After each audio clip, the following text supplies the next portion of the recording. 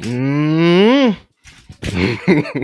What is good, y'all? Welcome back. Welcome back to another one. Yes, we got multiple shows today. We putting in that work today. We got a special guest, Boss Cowboy Sports. We got a lot to talk about. We gonna get the pleasantries out the way. We already know each other. We do Yeah, work yeah. with each Hey, other. man, what's up? What's up? What's up? What's up? let's get right into it. Let's go. Thank you. Saahdiq Charles. Wow. Guard. You stupid, man. Your face said it all. Guard.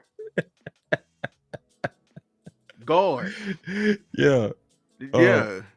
yeah. So let me go ahead and read. I'm gonna get right to it and just. So the Titans are going to need a new start at right guard. So I'm reading this from last year. Saahdiq Charles was listed at that spot when the team released its initial depth chart on Monday. Right. I'm still here. But he's no longer an option in Nashville. The Titans placed Charles on the reserve retired list on Tuesday. Charles had missed practices recently due to what head coach Brian Callahan called personal reasons. And the Titans said he then informed them of his plans to retire. And so now the Cowboys has taken him now out of retirement. And now he's supposed to be in play to compete with Brock Hoffman. I'm not gonna beat around the bush. Let me get right into it. This is what I'm talking about. This is what Voch was talking about, actually. Exactly what he said. This is exactly what he was talking about. Yeah, I know where you finna go. Mm-hmm. Voch says the main problem with the Cowboys versus our rivals who roster build, they do it massively, even though I hate them. They push guys down the roster. This right here pushes who up? Hoffman. And this is what I was talking about. This is why we were against it. But everyone, says, oh, Brock Hoffman is the clear winner. If he's the clear winner, why we ain't giving him no competition? If we believe he's like that, you should be unafraid that anybody you bring in here shouldn't, like, if you bring somebody better than him, he should outwork him. Right. And it should be something that somebody that all of us would say is real competition. Like, because if we being honest, and I'm not trying to sell y'all no false optimism, and that's going around bad right now. It's a lot of illogical optimism being sold. So let's just use our common sense. I want to be hopeful, right? I do want to be hopeful. Mm-hmm. But when you hear a guy was a starter, declared the starter, and then for personal reasons missed practice, the team doesn't fire you. They say, let's not quit on them. Right. But what we go do is we go put them on reserved retired list. It's almost like they was trying to shake him up, right? It was almost like, remember what happened to Phillips last year, remember? Mm-hmm. Where he had that phantom wrist injury, right? Mm-hmm. And he was like, yeah, my wrist fine. So the team didn't quite quit on him because they could have fired him right there. They could have. But he elected to retire. So you went from starting, missing practices, personal reasons, injured reserve, to walking away from the NFL. Is that not a red flag? Or that I don't know. Luke, can I ask you just one question real quick? Go ahead. What if he earns the starting job here and retire? Shouldn't I ask that question? Could that happen again? I mean, that's the whole, they asked this question in this is the main question they be asking. Remember Dobbs, the quarterback from the quarterback Joshua Dobbs? Yeah. Remember the questions on him? He was an aerospace engineer. Yeah. See, when you're too smart or you got other things going for you, they question your, seriousness for the game. What about a guy that has literally said, yeah, I'm done? like, like, like you already know. He's like, yeah, bro, I'm done. Like he literally did that He literally did that as the starter. as the starter. So as a leader, he quit. Yeah. And so if he does come back and he's better than Hoffman, there is like we should really question if he's going to be here for 17 games. When did he quit? Is this before we added the extra game in the season? Did he quit? Is it 16? He quit last year, so we had 17 games. Okay, this is recent. Yeah, it was recent. So okay, so like what if I question Ted's love for football, but then I'm excited about this guy? What does that say about my credibility? You got preferences. That also probably means I'm just talking. Right. Because anybody that was questioning Ted's love for football to the point that they would say, let's take Ted off the list, but co-signing this, you can't trust him. You can't trust him. They wishy-washy. They going with the win. They going with the win. That's not consistent content. That's not consistent opinions. So it's, do we hope that he's matured? Because Lou, it could be that he's matured in a year. This is true right here. Like the man was going through something. Not everything about. I mean, but thinking about it, like he did. Wait, hold on. No, hell no, bro. This is what I call the illogical optimism, bro. Listen, bro. Right. Let me just read it, bro. Listen, bro. Charles had missed practices recently due to what head coach called Brian Callahan called personal reasons, and the Titans said he then informed them of his plans to retire. So who was the person that retired? He did. The team didn't quit on him. They was trying to, yeah. They was giving him a chance. They was like, bro, we gonna just put you on a reserve retired list. He came to them and said, I'm gonna beat you. I'm gonna one up that. I'm quit. Exactly. Oh, let's just say it in their terms. He retired. That's quit, but I say it in a way that maybe I just said nicer, I guess, like they did. He retired. It's the same thing. He quit. So yeah, we don't know what it is, right? We don't, because he said he missed practice for personal reasons. Yeah, but like, all right. So this is the thing. Yeah, personal reasons, but you was the starter. And let's just say this. Let's play this game. Let's play devil's advocate. What if it's mental health? Do that sound like? It sound like Mozzie. Exactly. So you want two of them on your team? wait. That's the point. You beat me to it. Now, let me ask you a question. Now, and we talking about the business of football. Do we care about mental health? Absolutely. Mm-hmm. Is it a real thing? Absolutely.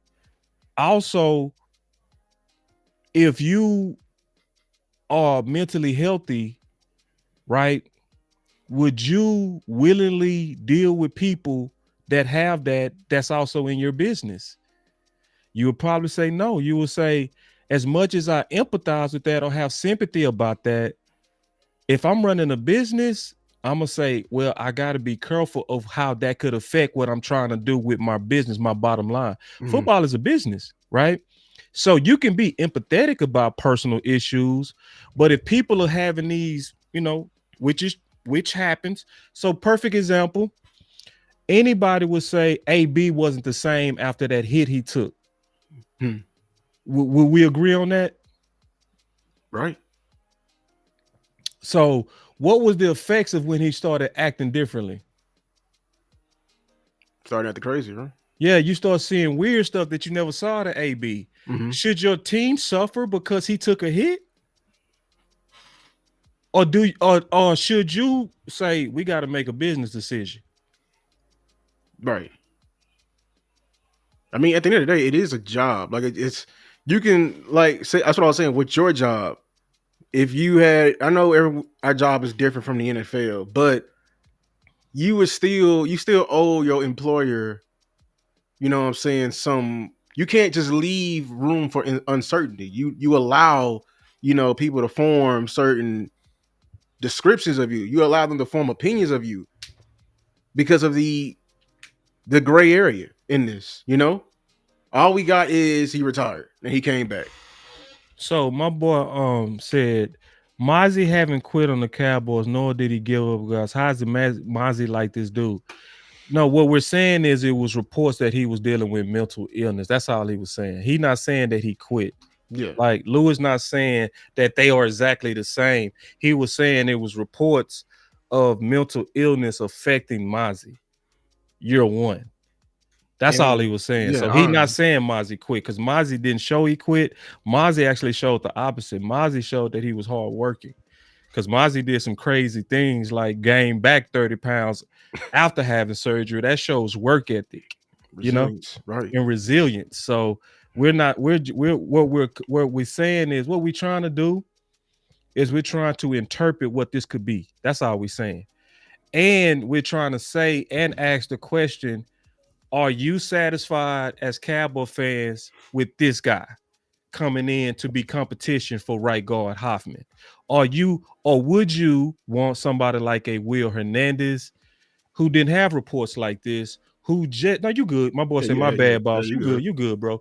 That's why we talking through this. You know what I'm saying? Because this is different. So what you want is people that's gonna talk through this. And it's not even that. Like, listen to reports. Mozzie had a starting job. This guy had a starting job.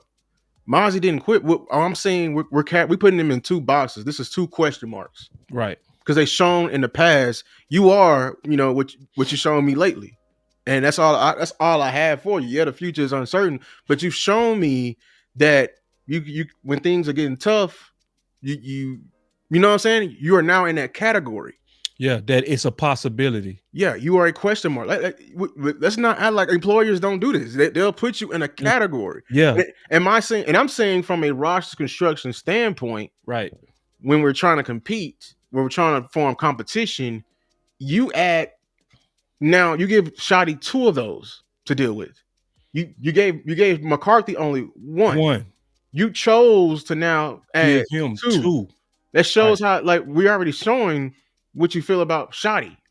You give him a lot to handle. And let me ask you, would you count this as a dependable roster spot?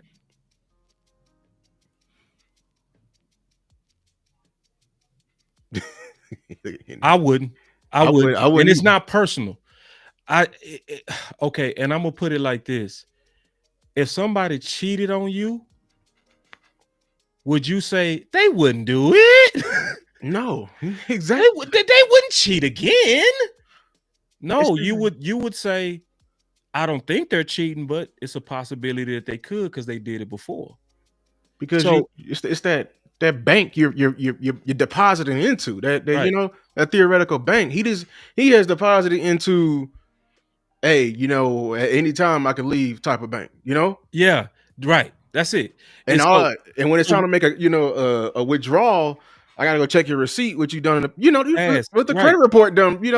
Yeah. I have is what you done. It's what you've done. So if you was the starter before, whether it's legit or not, right? I would have to say, if I'm managing a roster, this guy has all the physical tools, but there's a possibility that he could quit. I would just have to manage it like that if I'm being responsible over my roster. So if I'm being responsible over my roster, I also, if I'm being a good manager of the roster, would then say I shouldn't count him as dependable. I should count him as physically potential, but not absolutely dependable. Let me ask you another question. Go ahead. If you quit, you played offensive lineman. If you quit the NFL, do you think he immediately started working out? No. I would assume no. Now, if he did not, that says a lot about him in a good way, right? So it's two ways to look at this. Maybe he wanted to get out of there so bad. Let's look at let's give a positive potential, right? Because it's two possibilities, right? Mm-hmm. He could be the type of guy that's like, this place is toxic. Y'all not gonna do me like this. Mm-hmm. I know my value. I'm out. Right. I ain't quit. I just quit y'all. But what does that say though? What I'm sometimes that's some, and I'm giving it the other side of it. I know, it could but be that I know my worth, and I'm not gonna put up with politics and all the stuff that I'm seeing here if it's legit. I'm just giving another possibility. Yeah, but let's be for other real. Than just a negative one. It could be like one of those because Mike McCarthy low key quit. Right, he did this quiet quit. He quiet quit. Yeah, but it was over principle, right? Mm-hmm. It was a principled quit. It was, oh, y'all gonna try to put Jason Witten under me? That's a principled quit, right? Yeah, you know what I'm saying. That's a so quit. I'm being fair to Saahdiq too. So I'm saying it's not that he could be a quitter. He could be somebody that know his value. So I'm giving two sides of it too. So it's one of those things to where I think we should just, But let's I gotta, because the thing is, I'm an old lineman. I'm gonna tell you why that can't be the case. Okay, talk to me. I want to hear this. When you are old lineman, I said this before, you are considered a unit. You're not even counted as one full guy on the roster. You are 1/5 of a guy, if you will. Like when a coach say, where my old line at, y'all better be together. When we eating, y'all better be together. In the meeting, y'all better be together. And you're the starting lineman. Yeah. So you're leading it off. So if you quit on one group, when we in the thick of it, you know what I'm saying, long drives and all, you quit on one group, how can I trust you to now commit to a better group? Because you got better dudes around you, so your love is conditional? No. I got a good answer to that. Lou, I was playing football at the University of Houston. One of them tight end coaches called me boy. Not that one. Yeah. The boy, you know what I'm saying? The pick cotton type. I took my helmet off and I said, mother effer, don't you ever in your life call me boy. Right. Now, I could have quit. And I would have been in the right.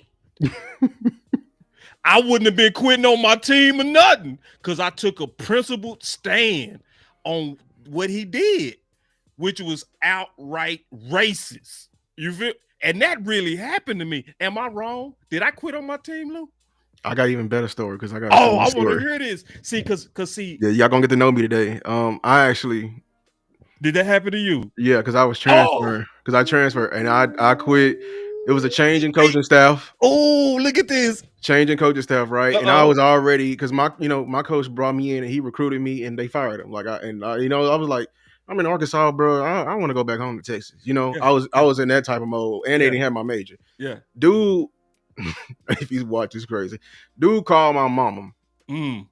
Because she was like, hey, we being real. We just thinking about it. I want them closer because, hey, I ain't gonna lie, it get rough. In certain parts of Arkansas. Y'all know them. I was in PB. I was at UAPB. The South is real. The South is real. Talk, because I was in the South when that happened to me. Dude cussed out my mama. My mama told me. So I think it was like all season workouts, and he came and made it a mission like to come at me. I said, motherfucker, like we on what's the name? Hey, yeah, I turned it. I got my mama tongue that day. I got that old West Dino tongue that day, and I went off on him. And I had to. So see, we being fair. That's what we doing. See, we throwing out possibilities. That's all we doing. It could have. Right, because this could be a reason why the Cowboys took him back. It could have been we sat down with you. You actually didn't quit, right? See, we talking it through, right? It could be one of those you actually didn't quit. What you did is you quit a toxic situation. You escaped. Man, there it is. You escaped. You stayed in shape, and you ready to go. And let's not go compete here. It could be that. So, But is so because like Henny just said it. So I like we got to look at the film. I ain't gonna lie, but the fact that he was a starting caliber lineman at one point, and we got a guy who ain't really started a full season. Is Hoffman in danger? it depends on. It depends on. That's why I said, do you think he stayed in shape? You know what I mean? Because I Right. think it's hard for an offensive lineman to get out of a regimented environment. Cause see, that's the thing about football. When you play it, Lou played it, I played it. We work hard by ourselves. It's much easier to work when you are in a regimented environment. When y'all gonna be here at 2, you gonna have 2 hours of weights, and then we gonna go outside in this heat and we go all run. Mm-hmm. It's a lot easier to do that when you looking left and right and your boss is feeling the pain with you. But when you now have to go pay a trainer to say, okay, me and you quiet and by ourselves with nobody else out here, it's going to be hitting it hard. It's hard to be just in that same groove than when Lou with me and Lou standing over me. Let's go, Marcus. Let's go, boss. Let's go. And I'm hitting the waist. I'm like, we see when you doing that by yourself, it's different, huh, Lou? You know what I mean? Yeah. That, you get an addict. You get juice from your boys in the Bible. You know what I'm saying? What is it? I forgot the scripture, but it's not good for man to be alone. I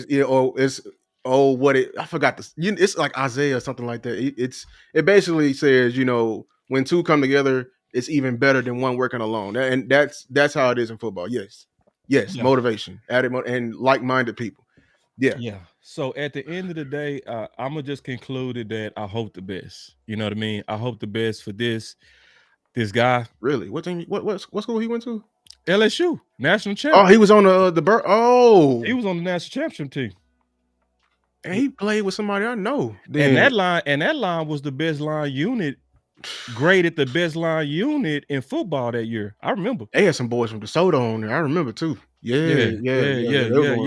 So it's interesting, and I think we covered him fair. I think we gave the potential bad. Then we gave, I think, the other side of a possibility of what could have also made them embrace him. You know what I'm saying? I'm just praying for competition. That's it. I just want competition. Now I want to ask another question then. Does that take away our vision for Booker? Hell no.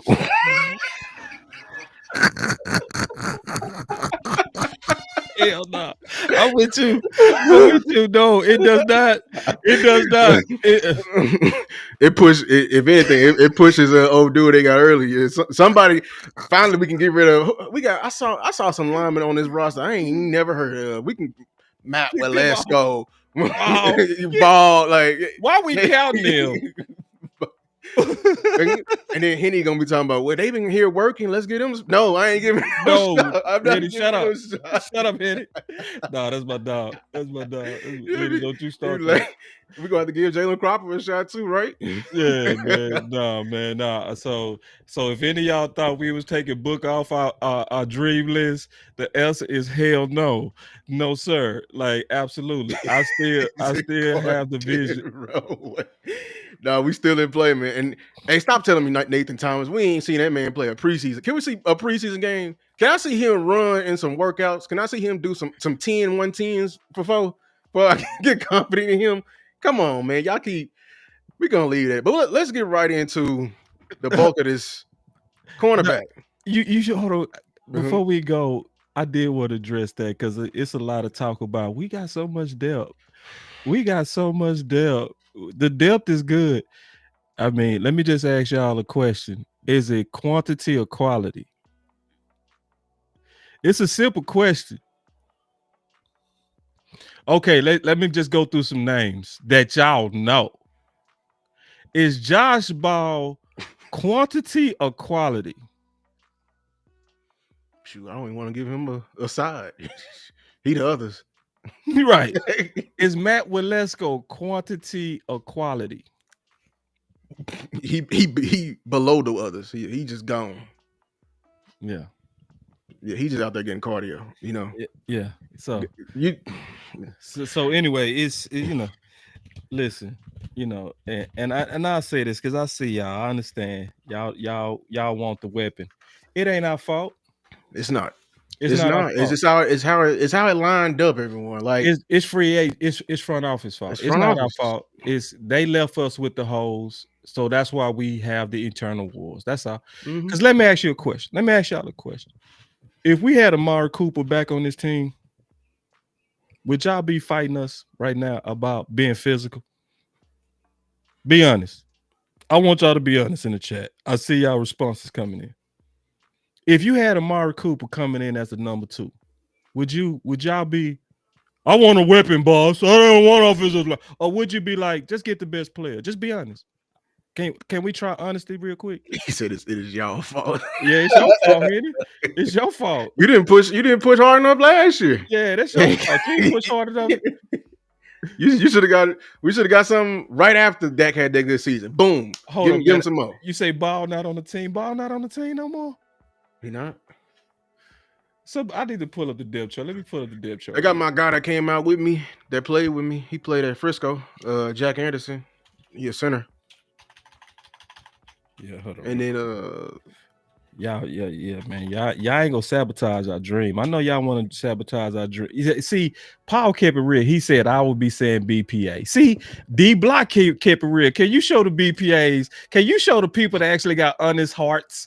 Like this is what you call an honest heart. See, Henny ain't gonna respond because he ain't honest. He ain't honest, man. He said, "Oh no, it's wide receiver or die." BPA, man. I just said that. I just asked. See, can y'all Yeah. keep it real for one damn second instead of fighting unrighteously? Let's try righteousness, right? If BPA neither running back, receiver, or O-line, if y'all okay with it? Nah, if it's that, we need to trade back. But yeah. And see, look, we got us another one. Dallas Cowboy Hard hit a BPA. You see the difference? You see the difference? Yeah, you see when if front office would have got the guy, we wouldn't even be having no fight. So y'all mad at us, and we not the bad guy because we have a vision of whooping people. You know what I'm saying? Mm-hmm. And we also have a vision of a weapon. We just don't agree on when y'all want us to get it. That's it. We want a weapon. We just don't agree on when. You know? Right. And listen, the front office still got $30 million. It's still people like Amari sitting out there, Keenan Allen sitting out there. What's up, boy from Seattle? Lockett. Lockett's still sitting out there. So let's not act like if we don't get the weapon that they don't got no options. They have options to go get wide receiver and too, there's y'all. always a trade. And there's always a trade. So y'all mad at us. You literally mad at Lou and me for wanting to be physical. Do y'all realize that? That's all I want. I swear to God. That's all I want. That's all I want. I just want to be physical. I'm tired of getting punched in the mouth. I'm tired of getting broken down. The Bills broke us down. The Packers broke us down. Y'all ain't tired of breaking down. Weapons ain't gonna say that. I'm like, it's just football. You scoring more ain't gonna do it when they trying to keep you off the field. That's the whole point. We had number one offenses before. We had it, and we still lost. Why? Because we couldn't. When it was time when they slowed the game down, they was like, yeah, we still throwing haymakers. They going for our core. And I do value, and I'm gonna tell y'all something. I do value that the 3 best offensive line minds in the space agree on Booker. That don't mean none of y'all. Like I do want everybody to always be independent, but that should say something when Vach, Lou, and the OC all agree. That's on a guard. On a guard. Like y'all guards are not valued. Only Ball said it. When they break through the seal, come on, man. And see, you know what? I think it is, man. I think it's because y'all played offensive line. People automatically think y'all biased towards offensive line. They think I want anyone. I keep saying I don't want everyone. I'll be mad with y'all if we took men ball. Yeah.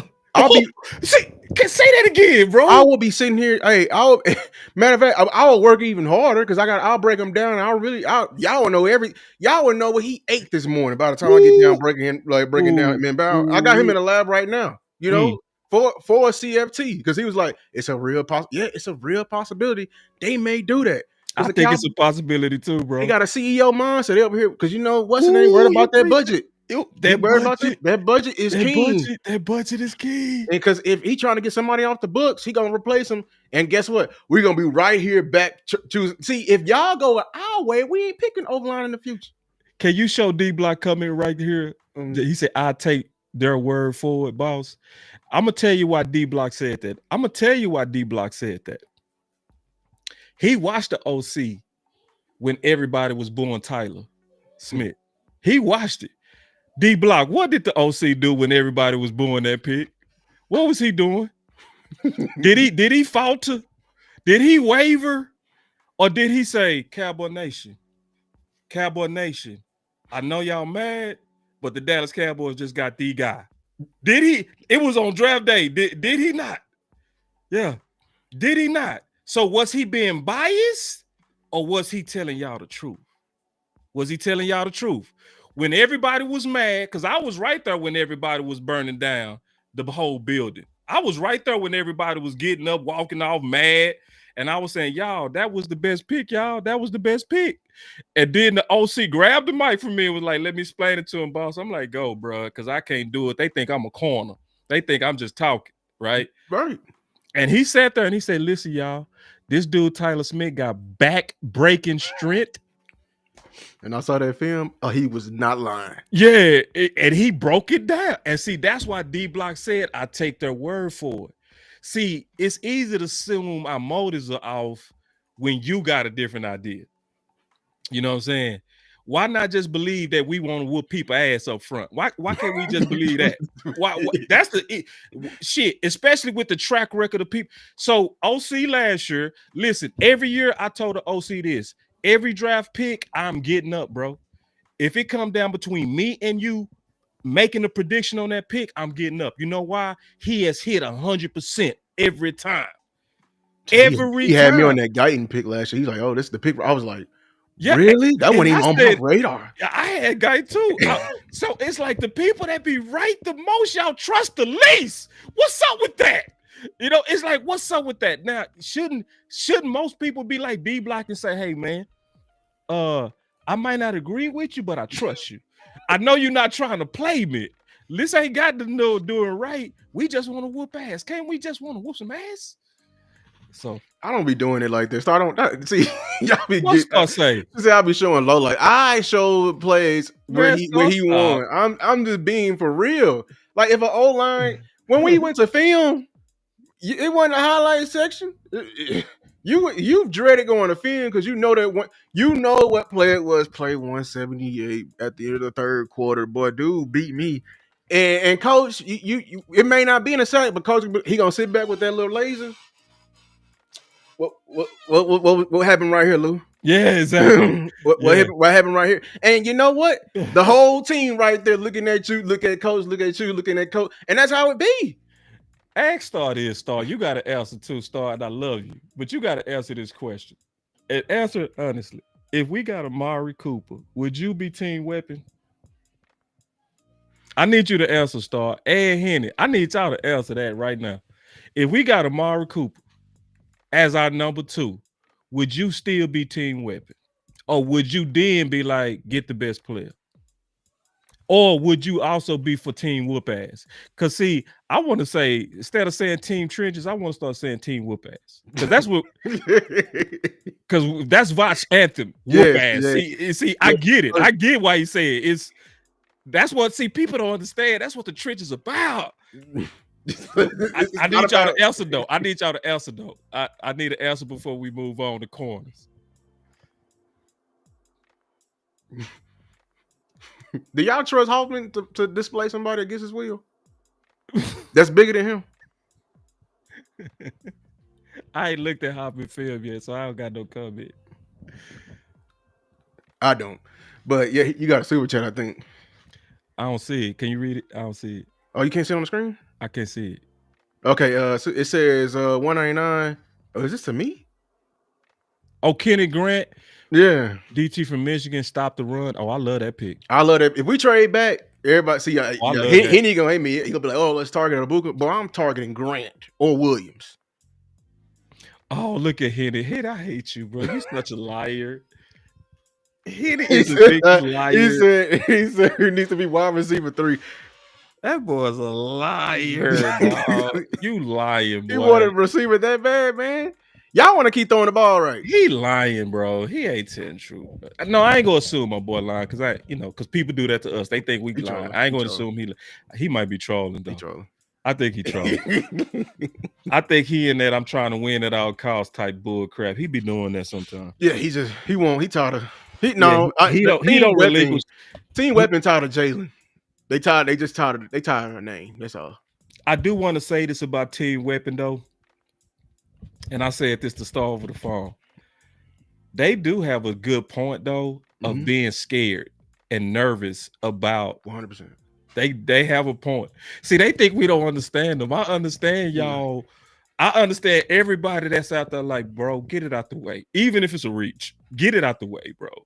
Yeah, I watched Amari. Bro. I did a whole film session on 5 of them, bro. Amari was the first person I did. Yeah. Amari good enough to be the number 2. He ain't the number 1 no more, but he'll be a solid number 2. I'm certain of that. Right now, he'll be a good number 2.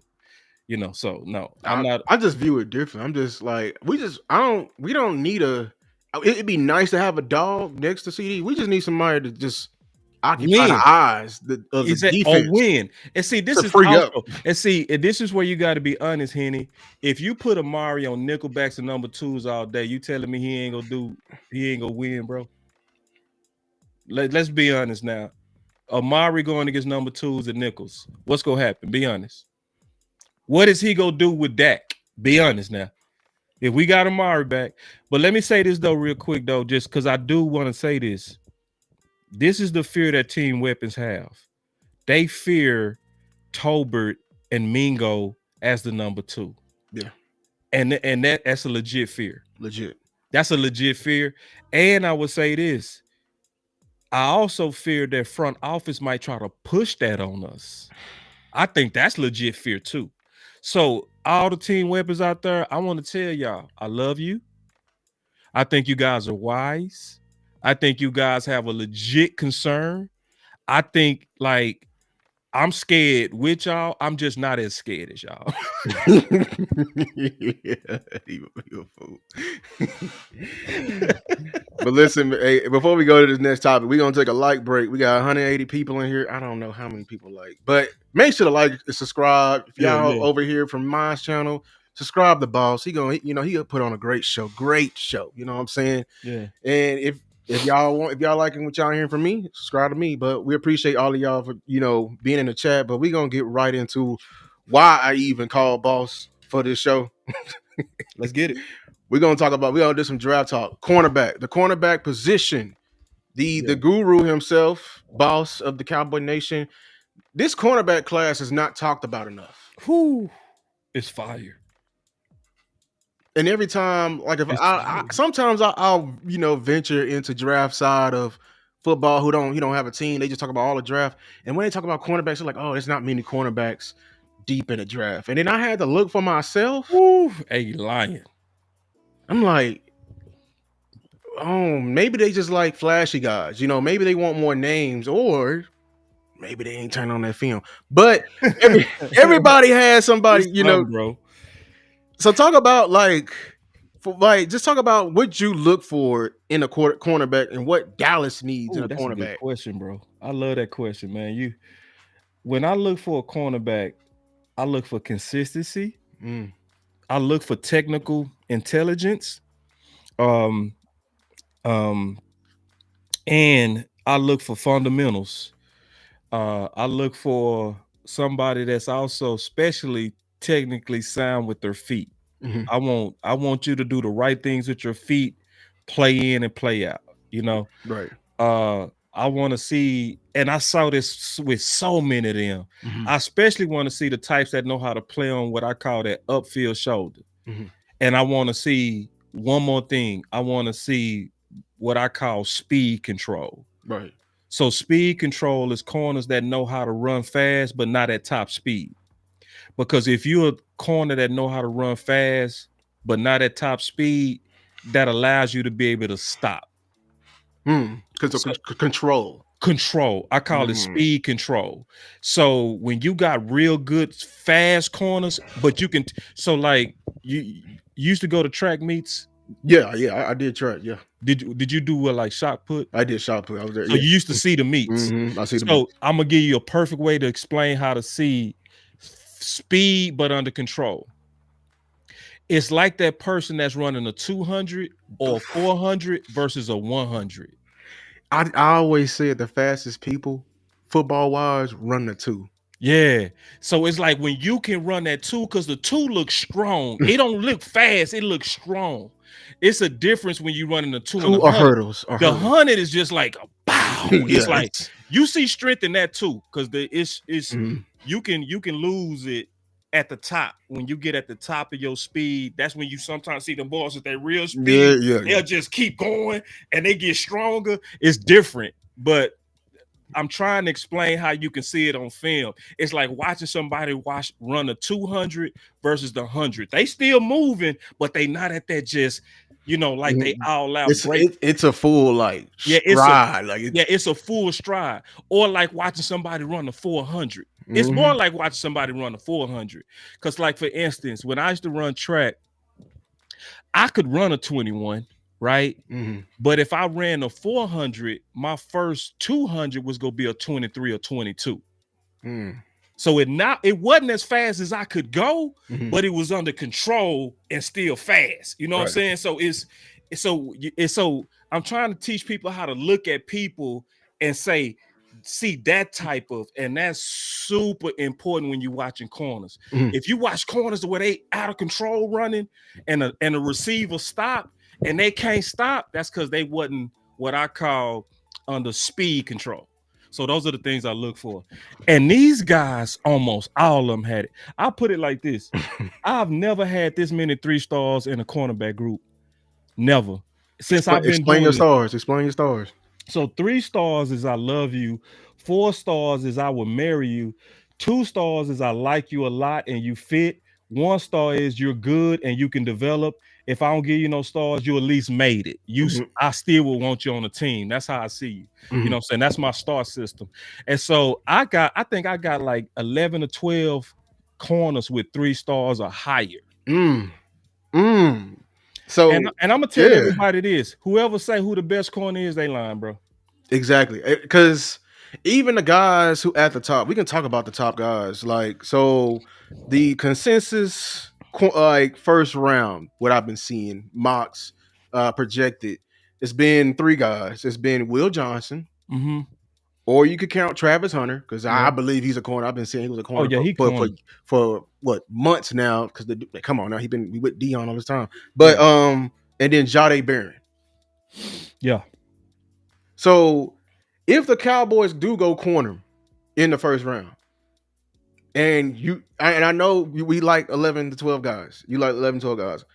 Is there somebody that you would say, this is 12 worthy? Jahdae Barron easy. I wouldn't cry at all. I wouldn't be mad at all. I'd be like, yep, you got a problem? Like, I'll look at anybody and say, you got a problem with that? Like, you better not. Yeah, I'll be all the way cool with Jahdae Barron. What about the fan who's worried about the height?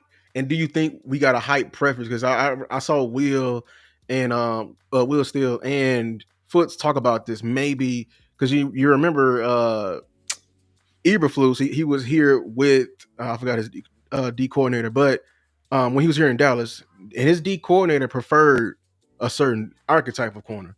Yeah. Now I ain't the one of the I ain't look. If you can play, you can play. Because even the smallest guys, they got more. They more built low to the ground. They can get out their breaks faster.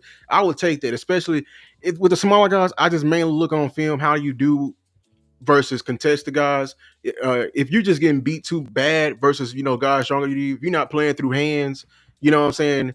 Are you afraid of us wanting a specific type, or tell us why we shouldn't be worried about that for Jahdae Barron? Cool. And then I want to also Do you know how to share your screen? Yeah. Do me a favor. Go to this site right here where we can also put people eyes on who we talking about.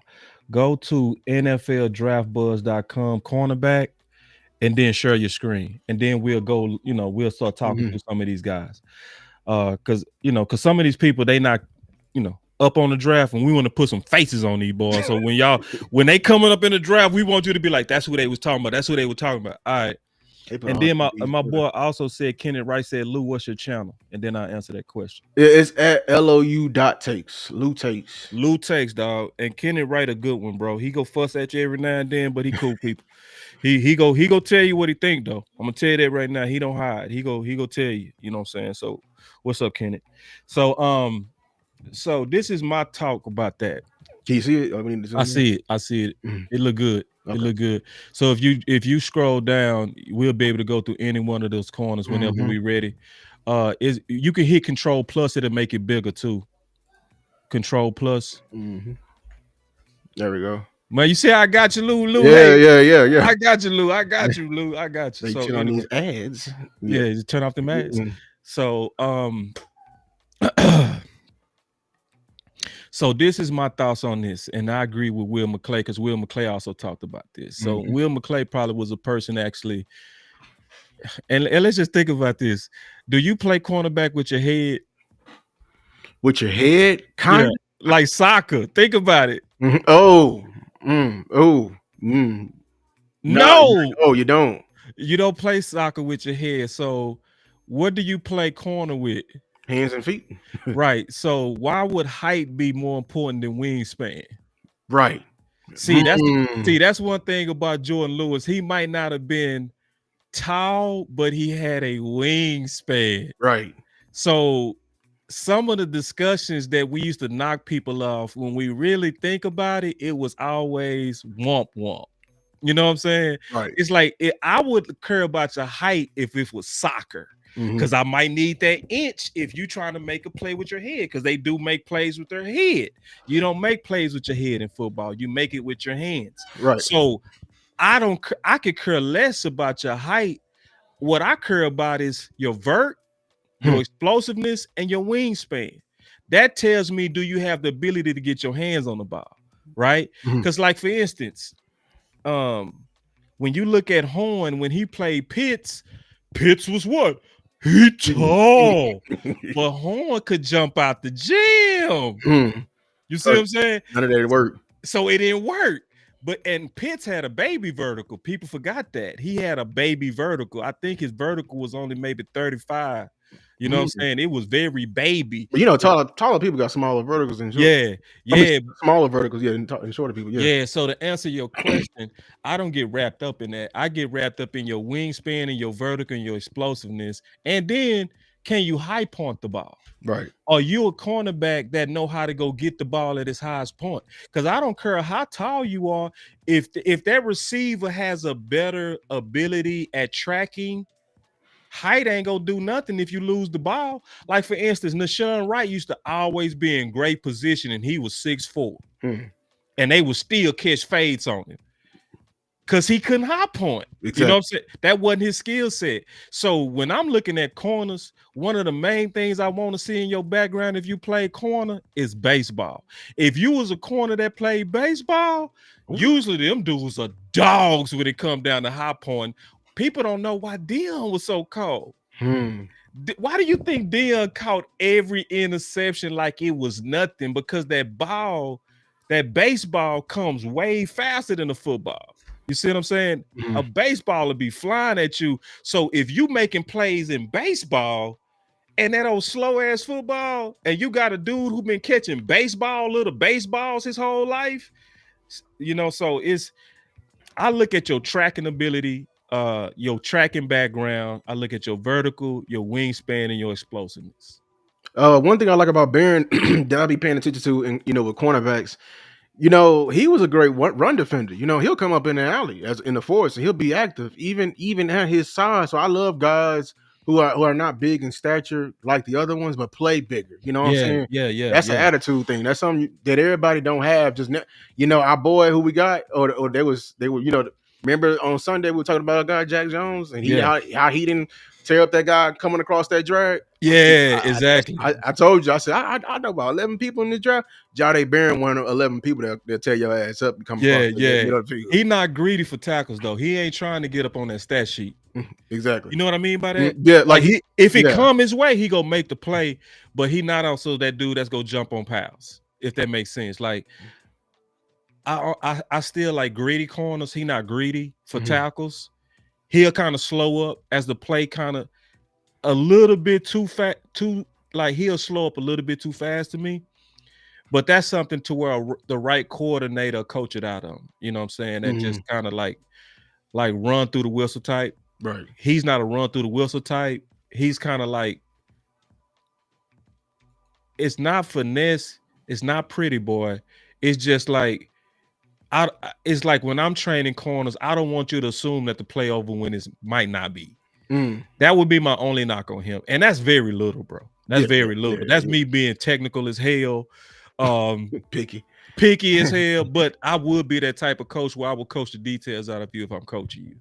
But that would be my very small knock. But all the athleticism, all the dog, play good in big games. I could see him becoming one of the best corners in the league. But I swear to God, I think this class go alternate on who the best. I think one year it might be Barron, then the next year it might be Travis Hunter, then the next year it might be Benjamin Morris. Because that's how the corners are now. You notice that? The best corners are alternating now. It used to be sauce. Yeah, it used to be clear cut. This is the number one corner year in, year out. You can't say that no more. They kind of alternate. One day it'll be Alexander, one day it'll be Sauce, one day it'll be Diggs. Surtain. It's changing. Like, that's the league now. You know what I'm saying? Where corner is starting to equal out to me. So one guy we're gonna talk about before we talk about one of your favorite guys, this guy right here, because he was a visit and there's a lot of buzz around him being the second round pick.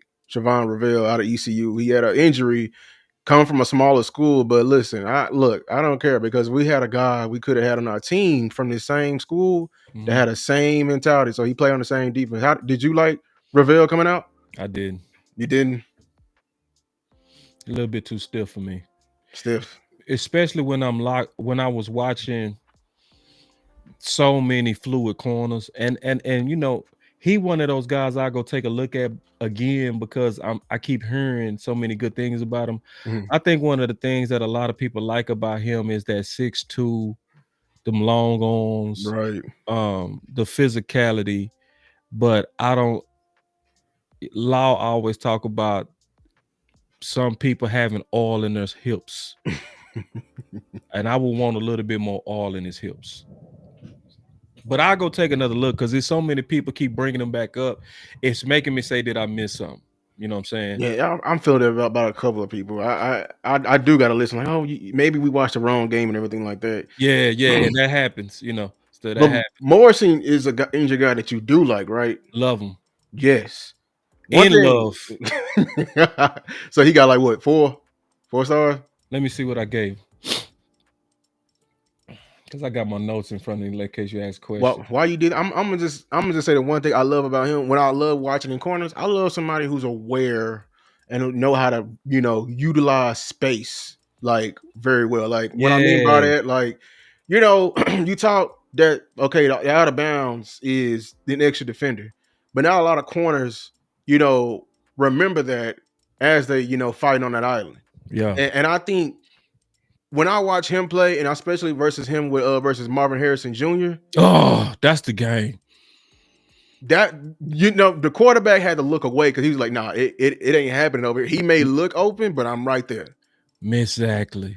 It is. And see, I'm big on that. I go look at what you do against the best, and he won that matchup. And Harrison was the best last year. He was the clear number one. Harrison Jr. was the clear number one. Yes. And clean cut guy, physical. It was hard for me to find a flaw in him, bro. It was he the type of dude that he gonna be good. He gonna be real good in the league, bro. I would bet $1 million this dude is gonna be one of them ones, man. You know what I'm saying? That's why, honestly, I swear to God, I can't really say who my number one in this corner is. I got Travis Hunter the number one because he showed a lot of dog shit. Mm-hmm. And I don't mean in a bad way. I mean like Like in a good way. that good way, like that Baylor Like game. yeah, like Mm. just dog. He's a way more dog corner than he is receiver. He's Travis my number one, but that dude, it's hard to not make this dude my number one. It's Man. not. The only thing holding him back is the injury. That's Yes, it. That's it. And it's a hip injury too. Yeah, that's what's scary.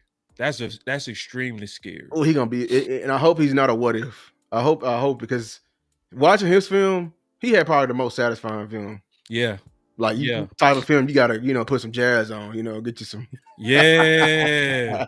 Yeah. He got teaching tape. He got teaching tape. He for got sure. teaching tape, man. And but see, I love your honesty, because Benjamin Morrison, remember that hip is what killed the career of Byron Jones. Mm. And my friend, he's a trainer, real truth.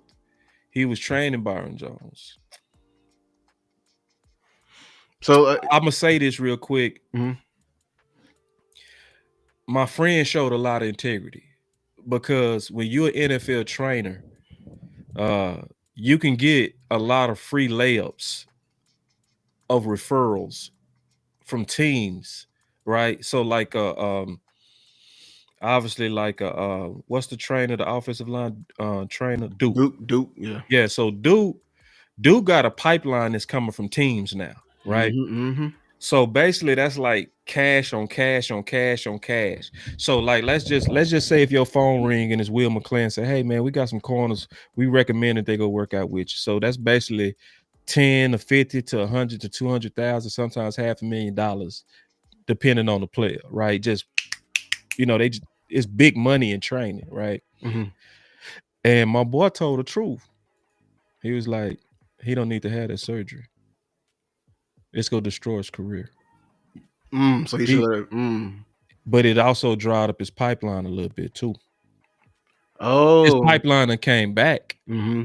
Because guess what? He was right. You know what I'm saying? And the right type of people will look at that. The right type of people say, I like people that tell me the truth when it's not popular. See, that was integrity. That was integrity to say, now everybody over here saying had a surgery, and the trainer like don't. And then if you go look at my boy Real True track record, Mo could have had that same surgery, and he told Mo not to have that surgery, and working out with my boy Real Truth restored Mo Claiborne's career. That's who the OC training with now. That's who he's a co-trainer with. So the OC trainer, offensive lineman and defensive lineman, he trained the athletes. You know what I'm saying? So he working with Real Truth? Yeah, ain't that dope? Yeah, that's crazy. Hey, I'm jealous, bro. I'm over here jealous. I'm like, bro, y'all need to call me, dog. I could go help them. I promise I could. I could go help them corners. I promise. Corners and safeties. I promise.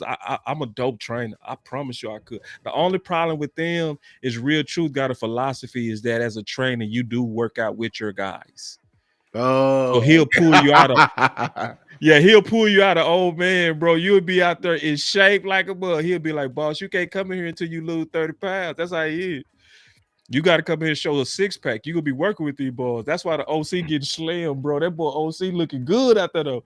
But anyway, going back to Benjamin. He goes second round, maybe first. But going back to Benjamin, that hip is risky, man. It is. It's a very risky. Hopefully, he's doing it right. I really do. I don't wish. Of course, just hopefully it's not over for him. Because not having a hip and playing corner, you out of there. Hips is everything in corner. That's how you turn. That's how you plant. That's how you drive. That's everything. So it's a high risk, high reward with him. What's another guy that you just absolutely Maxwell Harrison. Maxwell Harrison, bro. Maxwell Harrison, bro. Yes, indeed. Absolutely, Maxwell Harrison. That's my guy, bro. So he's somebody who obviously, great Senior Bowl. And phenomenal. He had a great week. Yeah, great week. And he one of those guys. I love it when the whole team say at the end of practice, when the whole team says, who is the guy that y'all want to compete? And the team picked him. See, to me, when you the alpha of the alphas, Yeah. Yeah. the boys got to realize them boys at the senior bowls, they were all the alphas of their team. So when you the one that they say, who do y'all want to be the person at the end of practice to represent? And they say him. Yeah. I mean, he got out of this world speed for one. Out of this world speed. He can one, and another thing I like, man, he can carry a route. He can carry that over route. Yeah, And he's easily. sticky. Yeah. Sticky. You know what I'm Very. saying? Like not leaving an inch for the quarterback. And he has what I call, remember I said speed control? Mm-hmm. That's him, bro. That dude that'll be running real fast, but not running fast. Yes. That's important. And he has that in spades. He has that's what excellent speed. So he is somebody I'm super big on. Let me go to my notes again. Give me 1 second. Let me go to my notes. Okay. And I got some sleepers in here too. Hold on. Oh, yeah, you can go over them too. Yeah. I got some sleepers in here. Obviously, my top sleepers, I'm gonna come all the way to the bottom. Kobe Bryant. Kansas. Yes. 3-star sleeper. That's why I said that this draft, you'll be able to get a starting corner as late as the 4th, maybe the 5th, bro. You know what I'm saying? So Kobe Bryant, he's also somebody with excellent speed control, but he's taller. He's a little slim, you know what I'm saying? At least in his uniform. But he's a 3-star corner that I have. I'm gonna tell you a guy that most people not even talking about at all, and I don't know why. Jalen Smith from USC. I watched this film. I saw. Hey, that's Jordan Lewis part 2 to me. Feisty. Yeah, very scrappy, very physical. He plays. See, the thing about Jordan Lewis that never got old. The thing about Jordan Lewis that never got old was that sure tackling feistiness about him. That's Jalen Smith, bro. To me, in spades. And he would thrive in Fluce's scheme, especially if the whole point of Fluce is to put that umbrella up. They always remember them terms. They said the umbrella, Fluce's umbrella, which means they protecting everything over the top, so they want everything to be underneath. Yeah. He gonna be a sure tackler. You know what I'm saying? He's a sure tackling. He's physical. Mm-hmm. He's the type of guy that, in my opinion, he would light up training camp. Oh yeah, people will start falling in love with him fast. I mean, real fast. You know what I'm saying? It'll be lightning fast. Like, and it's because when you see a corner that's willing to come up and be physical all the time and consistent, plays with a lot of passion, that's him. You know, so he'll fight through a bubble screen too. He'll blow it up all day. Yeah, he'll blow it up. Like, he'll blow it up. It's hard to find corners that's like, man, it's hard to find corners that's willing to come up hard and fast. He'll come up hard and fast. But he also has great feet too. So he covers well too. So he just ain't no, he ain't just no booth, right? He's somebody that can cover. He's somebody, if you let him play and you let him develop, he gonna be a solid starter in the league. Right. He gonna be a very solid starter in the league. I guarantee you, he'll be one of your best nickels in the league. I would guarantee that. Yeah. I guarantee it. I want to talk about one more guy, and I want to get your opinion on him, just to make sure I ain't crazy. Jabbar Muhammad. Yeah, I know you're gonna say him. What's your thoughts on him? Man, what I wrote down. I liked him. I saw what you saw. I've been following him for a while. He out of DeSoto. I think he came out around the same time as me, Feisty. Yeah. He came from Oregon as well, right? Well, he was also at Washington, I think he transferred twice, right? Yeah. And in Michigan. Mm-hmm. So yeah, I saw what you saw. I see Baby Revis. Whew. This is what I mean by that. Not Revis, like, but like what I mean, Revis-ish. I gotta say that. So that mean in the family. Super quick. It's a quickness that's like based on a low center of gravity that almost you only see in smaller corners. You know what I mean? Yeah, He has an unusual quickness. dexterity. Yeah, Yeah, man. It's one of those where I see him being also a top nickel. Like if we need a nickel late, that guy. You know what I'm saying? I would fully trust it. I think he go compete well in the NFL. Obviously, that 5'9" though. yeah. That's on the lower end. So hopefully, you know what I'm saying. We don't have his arm measurements. Hopefully, he a long armed guy, like you said. And we need his vertical too. So Right. those are the things that I would need him to have. Let me look that up real quick. I'm gonna look him up. Y'all give me 1 second. Smoke one for you. Said check your Twitter messages. Got you one.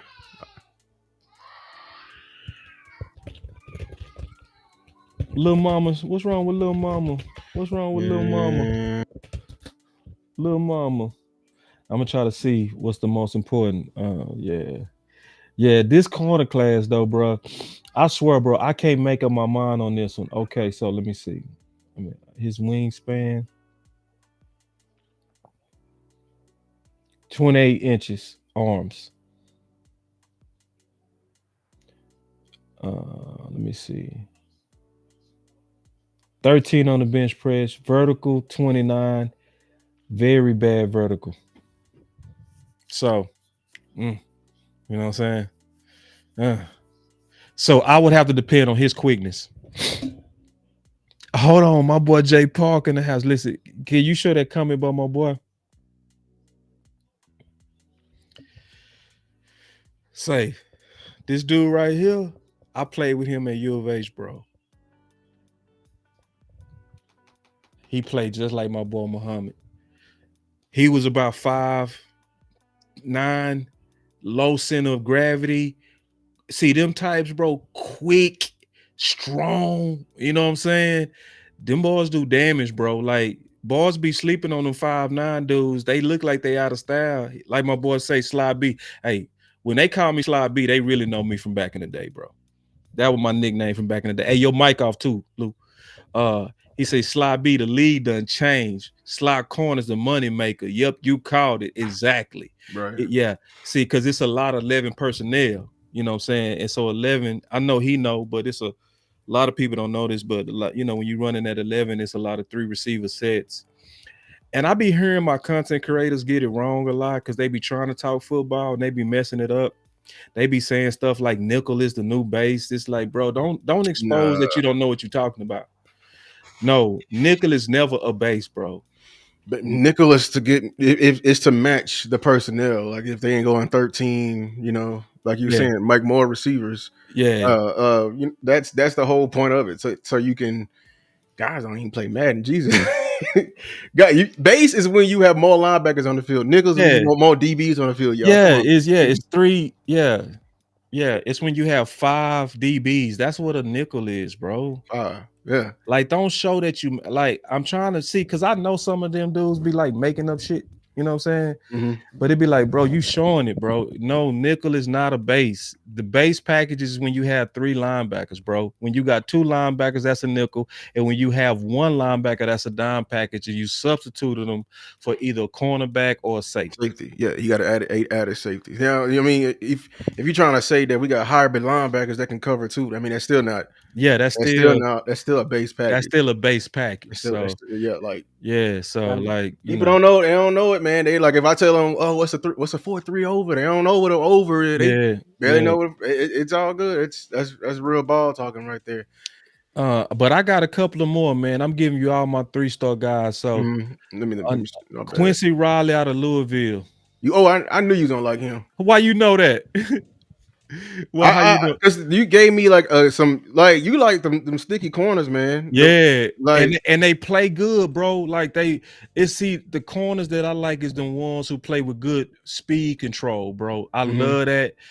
You got to be somebody that can stop, bro. I don't like no corner. My boy Jason Parker, who was just in here, say the same thing, bro. If it take you 2 breaks to stop, you trash.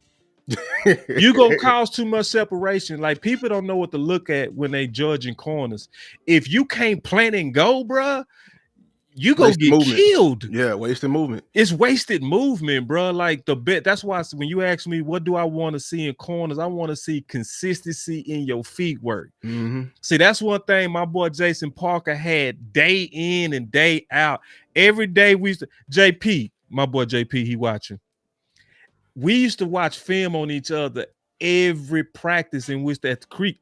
And see, our coach used to teach us, he used to always tell us, don't be the, he used to always say, don't be the mama with the ugly baby, right? Because he would say, I'm finna critique y'all, right?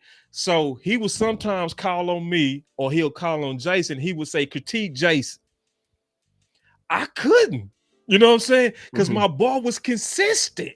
He was consistent. I'd be like, bruh, didn't take no false step, used the perfect read hand. He planned him on the upfield shoulder. He took no dead steps. He was in his hip. You know what I mean? And he consistent. I used to look at my boy right here. I used to have to critique him every day. And I can't remember. It was one year I couldn't remember a bad rep. You know what I'm saying? Right. And I could break you down, bro. I was real good at that. I could tell you, yeah, you did this, you did that. You should have speed turn on that. You should have opened up your hips right. You didn't. You know what I'm saying? You let them stack you. You shouldn't have let them stack you. Nah, it's about consistency, bro. And he know what I'm talking about when I say if you take them double steps, you trash. You trash. And a lot of people don't know how to look for that. They just be looking at people move. You got to look at it. Can you get out that break and go? Right, yeah. Yeah, and if it take you 2 stops, you out of there. Too heavy, or you just don't know your weight. Oh, you know how to control your weight, yeah. Yeah, you got to be able to control your weight. So now Quincy Riley is somebody else, bro, that I gave 3 stars to. You know what I'm saying? And all of these dudes kind of played the same to me. And you know what it told me? You know what it's telling me that when I got so many 3-star corners, you know what I think going on, bro? It's a lot of better development. Yeah. You took the words out of my mouth. I think what's going on is the prep it's so much 7-on-7. So many 7-on-7 camps. So just imagine we didn't come up with 7-on-7 camps. Me and my boy JP. We came up on put them cleats on. Right. Put them pads on. That's when you was go get it in. We didn't come up in 7-on-7 camps. You see what I'm saying? These dudes and these receivers, the receiver training and the corner training is the best in the world right now.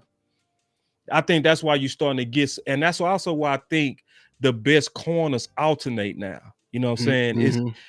I think it's the training, because I really got to the point to where all of them were starting to look almost the same to me, technique wise. And then I listen to these coaches now. I listen to the one-on-one coaches. They coaching super good now, bro. They got real good. They know how to really coach. You see, me and my boy JP, I would say, and I'm not capping when I say this, my boy will attest to this, bro. The dude in the chat right now, he attested to this. We had the best corner coaches, I would say, probably in college, especially his sophomore year. We had Donnie Henderson, right? Donnie Henderson turned my boy JP to an outright dog, right? But it was the teaching. He was teaching us about eye progression and reading 3-step. You know, what was the probability of being beat inside and how to know. So put it like this. Donnie Henderson was Gilmore's coach. Like Stephon? Yes. What that tell you? Exactly. So when people used to say, Stephon Gilmore, he's smart. That was kind of Donnie Henderson. Donnie Henderson was so good, bro. My boy JP, I ain't gonna never forget this. My boy out of Virginia. I ain't gonna never forget this. Donnie Henderson took a job, bro. Got a big promotion. My boy cried, bro. And he wasn't no crybaby, bro. Hmm. And then he said Andre Swayze, Colorado strength coach now. So that's our other cornerback coach. So when you hear our coaches is around the league doing shit. You know what I'm saying? I Right. I strength coach too. You know what I'm saying? So yeah, so like we come from like real good coaches, bro. Like so that's what honestly up my whole kind of understanding. I'm glad my boy in here because he'll tell you it was one time just in terms of like a lot of people don't respect defensive coordinators enough and how genius they can be. Yeah. I'm gonna tell you, like one day, my Coach Henderson, showed me he was absolutely genius, bro. JP will tell you, we was sitting in film, right? We was sitting in film, and it was we was getting ready to play Cincinnati, and he came in there, and he said, "Hey guys," and he always used to dip. He used to have dip in his mouth all the time. So he said, "Hey guys, we finna lose," and we like, Coach, that's some whole shit. You know what I mean? Mm-hmm. He said, "We finna lose." He said, "Let me show y'all. We out leveraged." And he drew up a running scheme, bro. Mm-hmm. He said, "We don't have the." He said, "We don't have the leverage for this play." Right?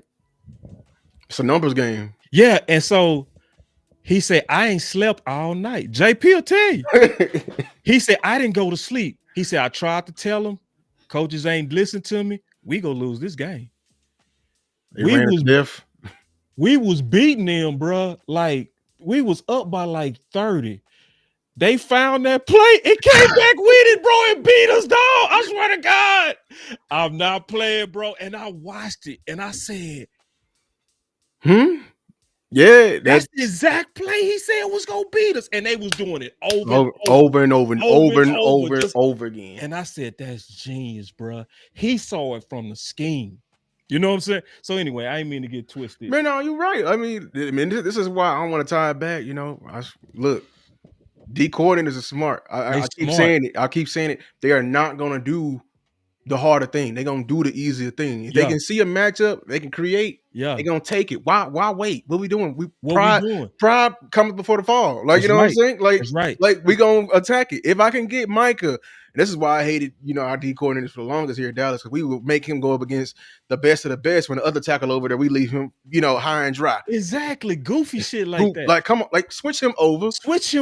We ain't trying to sell no tickets. Yeah, we ain't trying to sell no tickets. It's not a vanity contest. You gotta. It's sad when you hear some more common sense from content creators. Like Vacha always said, what you should do with Michael Parsons is play the game, find a scrub. That's what he said. Find a scrub. Like, and it's so goddamn common sense. It's like, why Vacha got to be the one with the common sense? And he said it because they do it. That's why I'm so high. I'm not having Brock Hoffman out there. I'm trying to tell y'all, they be playing it with us.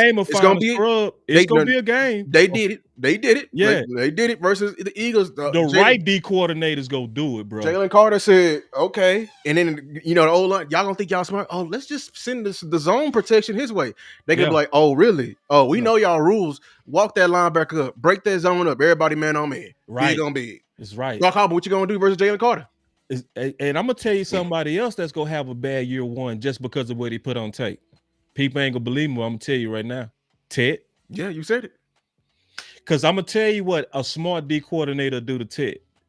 They'll say he put up some bad film on that press. They'll get their most physical press corner and the guy that's stickiest, and they'll assign it to him all game. It's in the pressure. It's gonna be like, and send pressure to throw off your timing because what they go do is they go say, we go keep doing this until you show us that you've developed.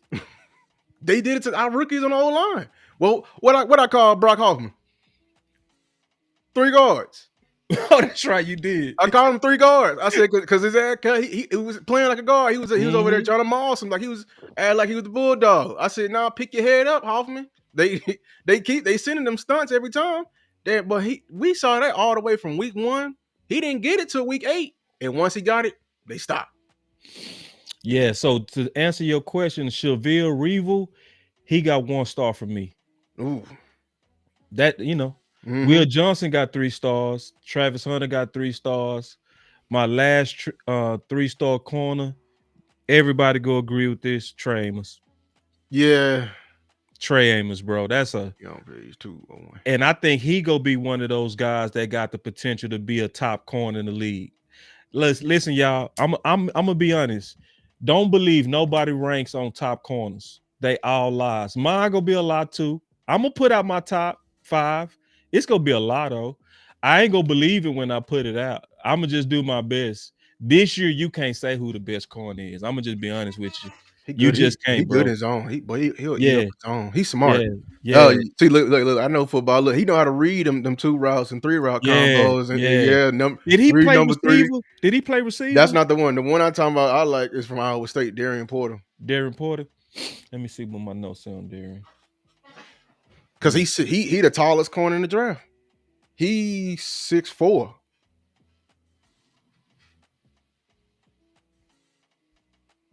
I don't got no notes on Darren Porter, bro. Yeah, nah, Darian Porter.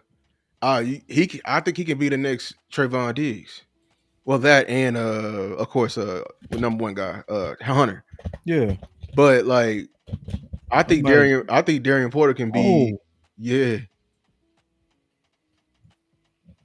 Hold on. Right here. Yep, 6'4", 200. Former receiver. No wonder.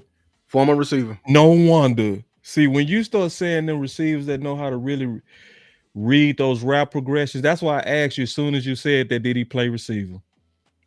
Former receivers, you get those, bro. Hey, my boy Jay Parker say, it's my boy, man. You got to show this comment. He say, Travis generational Sly. His instincts are phenomenal. He my number 1, bro. Yeah. Hey, JP, I'm gonna say this too, bro. Just talking to my brother. Listen, man, this is my brother. Like, this is like my brother. Like, this is my dog. I feel like this, and I want to get your comment on this too, Lou. I think it'd be a tremendous mistake to put Travis Hunter at receiver.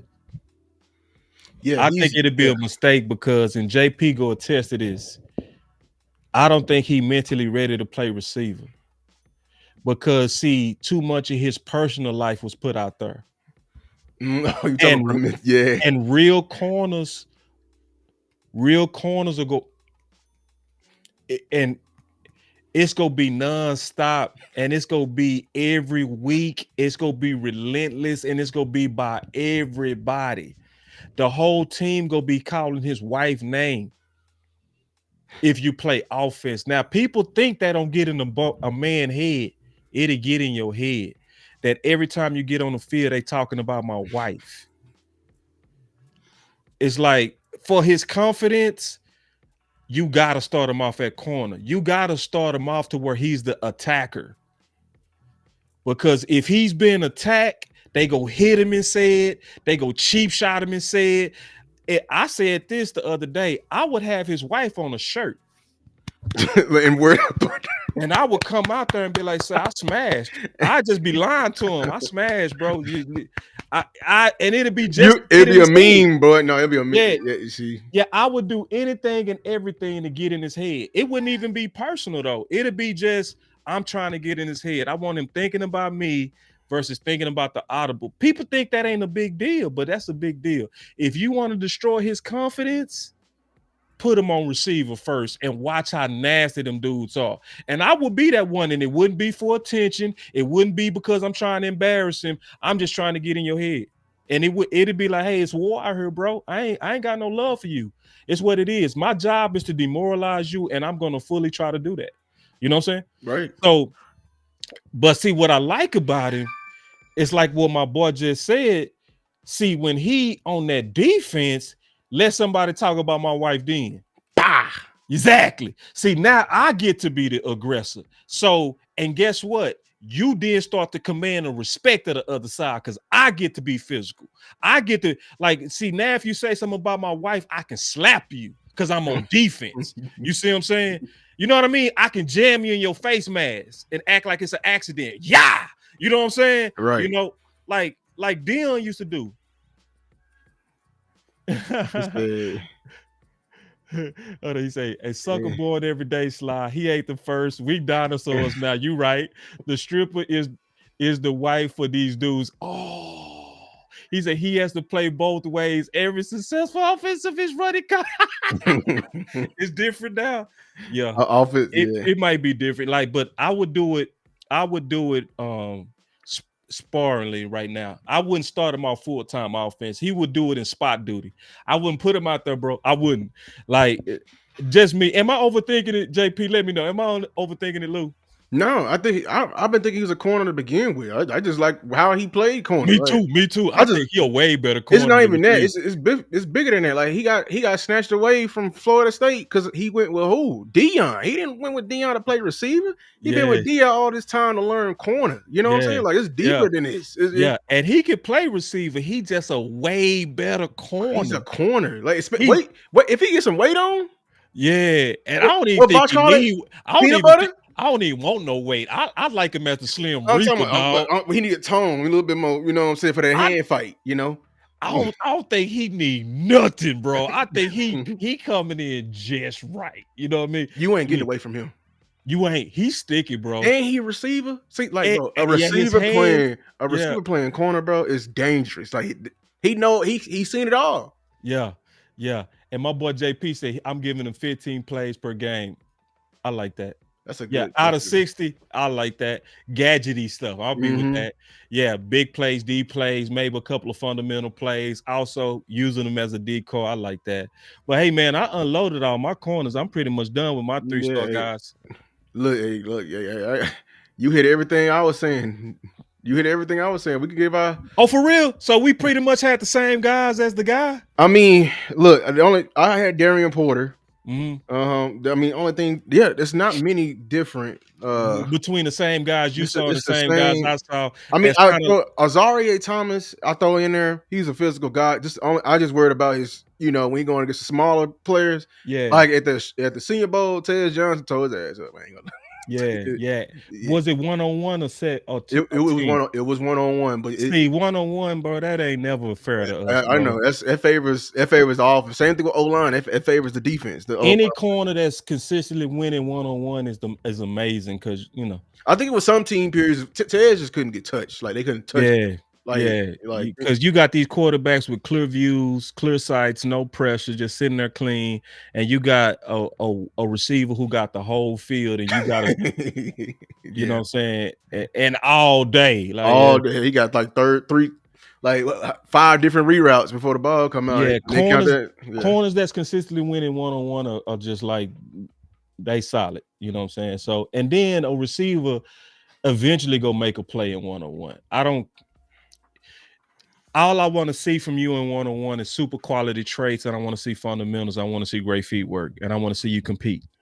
I just want to see you be there, Yeah, I want to see you compete, but I also know that 1-on-1 is a receiver drill. It's not a corner drill. Yeah. But I want to talk about that last topic that we said we was going to talk about. Go ahead. I forgot. Go ahead. We said we was going to talk about something. You brought it up earlier. We talked about the O-line. We got... Oh, I'm blanking. Yeah, it was. We talked about. We said we was gonna talk about because we said. Sugar Eye. Yes. Let's talk about that. So you put out a tweet. Yeah, let's talk about that. That's important. Like, did you talk about it? Let me see if I can find your tweet. Okay, I got a tweet right here. Okay, can you share them? Yeah, I talked about the ranking. And I said, keep it real test, right? And I said, who were the better prospects coming out of college from the pictures below? And I named them. This was my list in order. Oh, yeah, you should be able to pull my tweet and show it. Yeah, I'm finna. Yeah. Because we got a lot of responses. You're talking about the 7 first, right? Because you did 2 different tweets. I'm gonna do this. I did, yeah. I did 2. I said, who was the best out of Matthew Golden and John Ross? That was a keep it real test. And then I did this one, which is who are the better prospects coming out of college from the pictures below? And I said, rank them. Okay. Now, this was actually a setup. People didn't know I was setting it up. Okay. But this was important. Because the way that you answered really kind of showed you the boom or bust potential of Tech. So Corey Davis, if people being honest, should be the number one, even over Blackman. Right? Most people said Blackman, but Corey Davis should have been your number one because he was the only one on there with 2,000 yards as a senior. Right? So he went before Mike Williams and John Ross after John Ross broke that record and had 17 touchdowns as a senior. So what did that say that the unanimous opinions of him was? That he was finna be phenomenal. Right. Right. So I was honest, and I ain't saying other people weren't honest, but I was really honest when I said Corey Davis in today's draft would have been your clear number one. Right. Justin Blackman was my number two. Mike Williams, my number three. Ted was then my number four. Mm-hmm. AJ Brown was my number five. Cortland Sutton was my number six. My seven was DK Metcalf. The messed up part is this: Corey Davis was a bust. Justin Blackman became a bust because of substance and alcoholism. So he really wasn't a bust. He more so busted himself. So I can't put bust label on him. Mike Williams, we'll say, is definitely a bust. Mm-hmm. But then everything under Ted, AJ Brown was a second rounder. Cortland Sutton was a second rounder. DK Metcalf was a second rounder. So this goes to what me and Lou is trying to explain as sugar eye. So Lou, Dame Bugler said today, bro, I sure wish you could pull it up. Can you pull up stuff and play sound? Nah, that'd be too hard because you would have to. That'd be too hard. I would have to cut it up for you. Mm-hmm. But I'll show it tomorrow when I'm gonna do a show with Henny now, and I'm gonna show them this. Because then nobody believe us, Lou. They think we just talking. But guess what he said, bro? What'd he say? He said Thomas from last year in this draft would have been the unanimous number one. Oh, he ain't lying either. But we been saying that. See, but they think we lying though. You feel me? They think we hating on Ted. You know what I'm saying? It's like, no, bro. Ted is a bottom of the first in most drafts, bro. This is not a strong receiver class. We trying to tell y'all this, but y'all think we lying. So then y'all need to go listen to Dame. We've been telling, we've been saying that. And you know what else? Guess what Landlord said today that made me think of you, and shout out to Lou. This let you know Lou be doing real work, bro. Landlord told me today, he said, boss, I've been really dissecting these receivers, bro. And he said, Matthew Golden is better than Ted. I said I was stamping on it, and people was like, oh, you just following out? No. See, I'm a Texas fan. I'm a Texas fan. They thought you was hating on Ted. No, I wasn't hating on Ted. It's just, I just see it differently, you know? Yeah. Like, and I respect everybody's opinion, but Matthew Golden, when I watch him, it's I didn't see the 4.2 speed. So when I saw it, it surprised me. It was like, they told me 1, 2 things. He training? He training? Or they training? Or you know what I'm saying? Or they, you know what I'm saying? Yeah. Like, he been working, you know? But right. the kid, like I said, I'm a Texas fan. Like when Isaiah Bond, shout out to Landlord, he from Alabama. Dog, when Isaiah Bond was at the top of the first round, I was like, is Golden staying in school? Because Golden was the one, like, I'm talking about, like, hands, routes. I'm talking about the full route tree. I value that. How like Vice said it perfectly. He said he don't run a slant the same way. He run a slant differently. Yeah, he variety his routes up. Tempo, you know. I see a lot of y'all saying Golden has a higher ceiling. I guess y'all saying than Ted. And then my boy Buddha said, oh no, they talking about Golden better than Ted. Yeah, so a lot of people agree with you now, bro. That's dope. See, listen, y'all, I love that because that's respect to people who do work. I call that doing work in the black. Where you go do your own work and you don't listen to nobody, and you come back and you make your own list and your own rank, and then people catch up with you. You know what I'm saying? And that shows you, bro, you was in the black. You had your own mind. Nobody wanted to agree with you on that earlier, but now that everybody's starting to do their own homework, everybody coming around, that Golden is better than Ted. Now, I would still take Ted over Golden, though. And I wouldn't be mad either, because Golden don't have that size. That's what I need. That catch radius. Yeah. I was like, you know, and look, I'm being secret. Yeah, I ain't mad at any of these receivers. I'm really not. Top 4. I'm not. Yeah. And I just, I Yeah. like even I shit on what's his name, Yeah. You He's a shit on hot. Ibuka?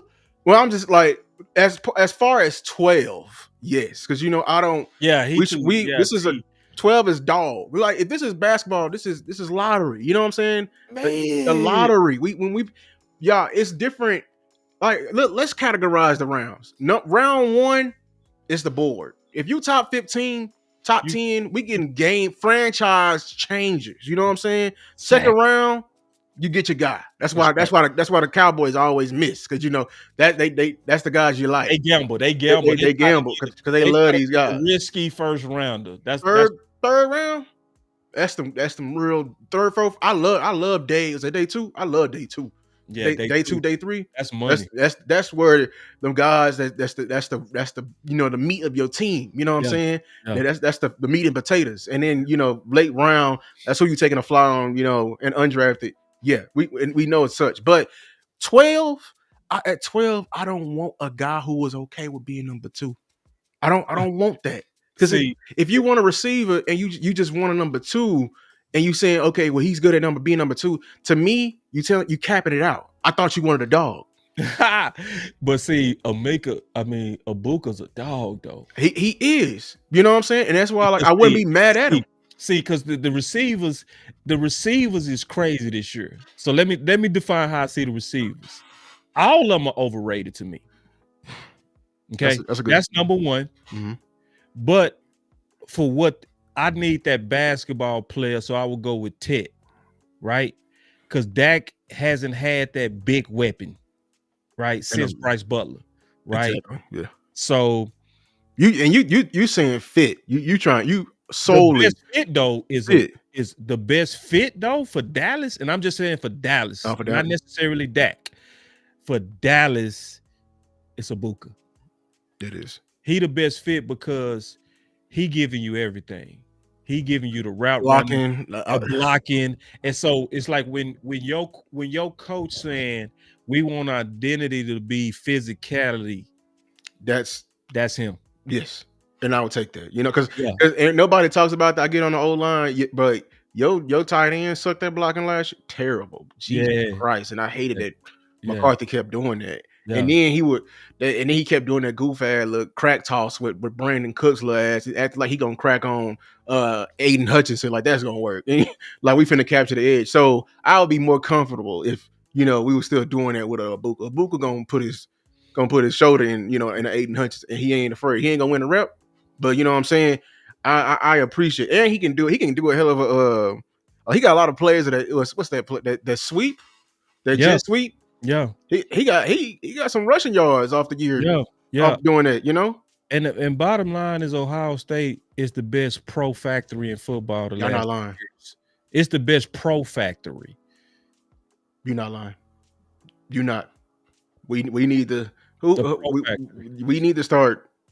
Yeah, like somebody said in the chat when we was talking in the creators that we with the Eagles got Georgia. We need Ohio State. Say, man, my boy Soul God has kept it real, bro. He said Schoon last year was the best tight end in your room, and that's a damn shame. At least you kept it real, bro. People ain't want to give Schoon no credit, man. Like, we got to learn to do that, bro. I know we all knock Schoon because we hated the pick, but we also got to be able to recognize when he improved. He did. Yes, his improvement was more so not dropping anything, which you would expect, but he still improved. You know what I'm saying? So, yeah, I appreciate you at least recognizing that, man. I really want to see more of that out of Cowboy Nation. Is when you see people doing better, let's say that. You know what I'm saying? Mm-hmm. And when they need to be held accountable, let's say that. But we do a lot of holding people accountable. We don't do enough coming around and humbling ourselves when they actually show us something different. You know what I mean? It's almost like we want to hold on to our original opinion too much. I would want Cowboy Nation to do a little bit better at that. Right. But this will be my synopsis, man. I've been thinking about how to explain this. I read the scriptures a lot. I do. And Esau sold his birthright over a bowl of beans. So this is what Lou and I is trying to explain to people as much as we can. what's going on is that Cowboy Nation is like Esau right now. You are legitimately hungry. See, when Esau sold his birthright, he was legitimately hungry. But he made the wrong long-term decision over his stomach. Mm-hmm. That's what me and Lou is saying be careful of. I think we got our hands on these receivers right. Recognize when you pick a receiver. I'm going to tell you what you're really getting. You're not getting a top. You're not really getting a 12 this year if you pick them at 12. I'm just being honest with you.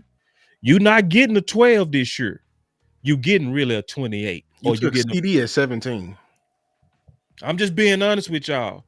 We hungry. So I'm going to be honest with you. Every one of them got warts. I'm being honest with you. You see what I'm saying?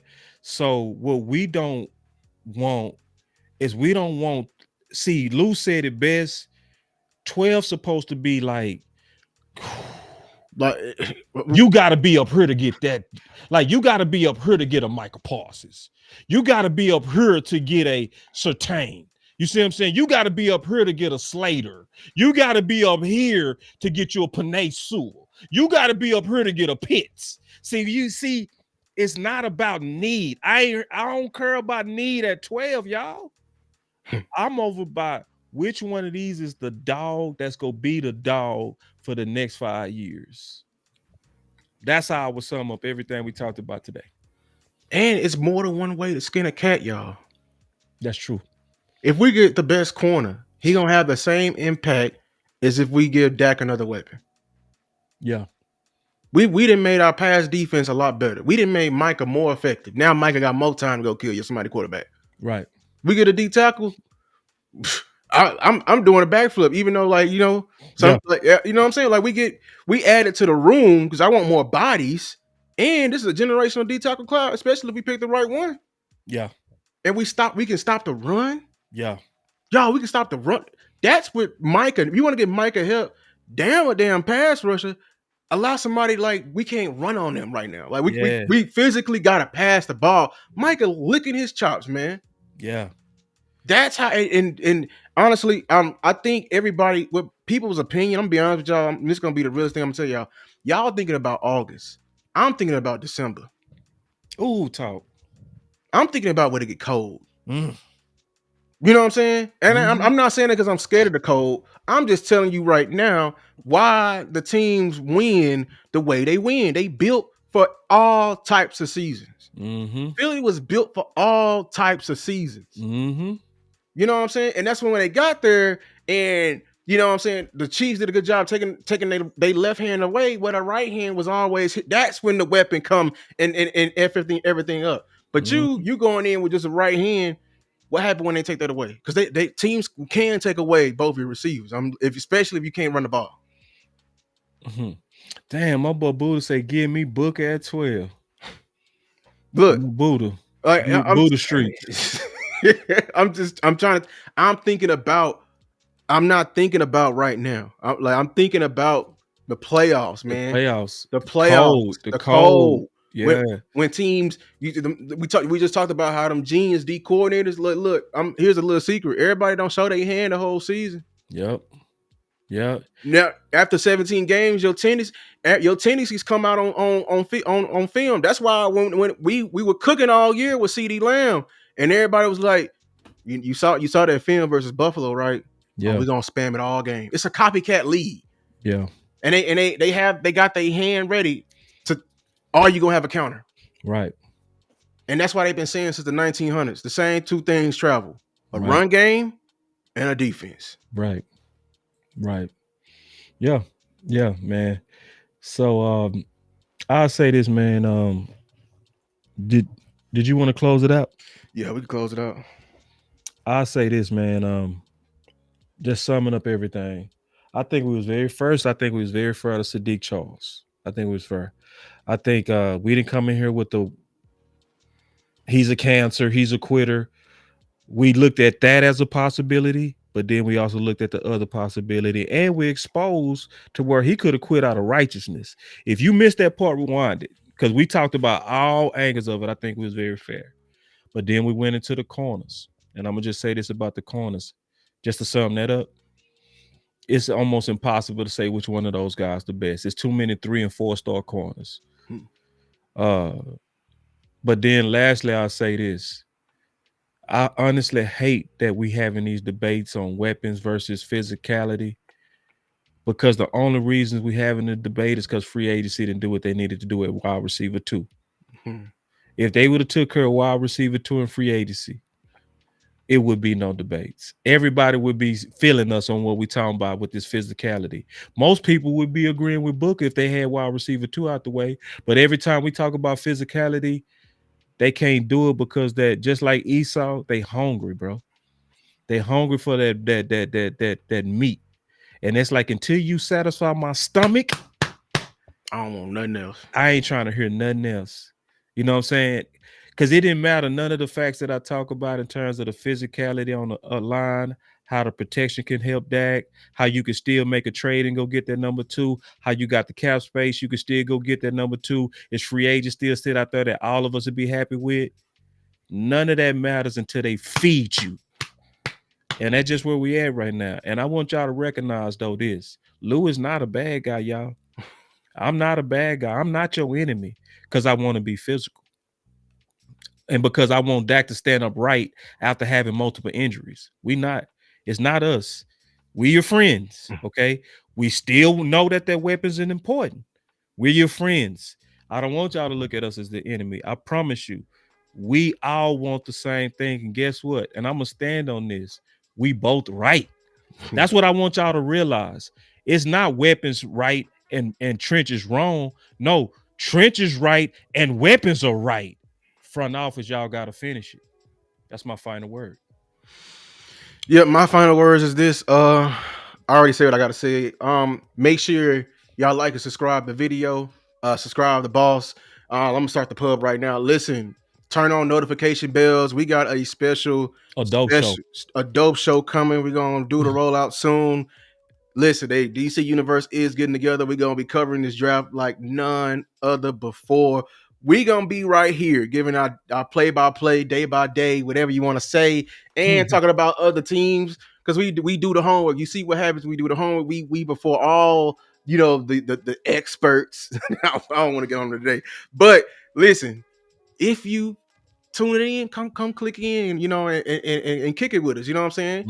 Yeah, I ain't saying to turn off ESPN. I'm saying if you can, you know what I'm saying, grab an iPad and an iPhone and tune in to DC Universe. We're gonna be putting on a great show. So bro, make sure to subscribe to your favorite content creators, Henny, Boss. I don't want to give away the full lineup, but you've been seeing who.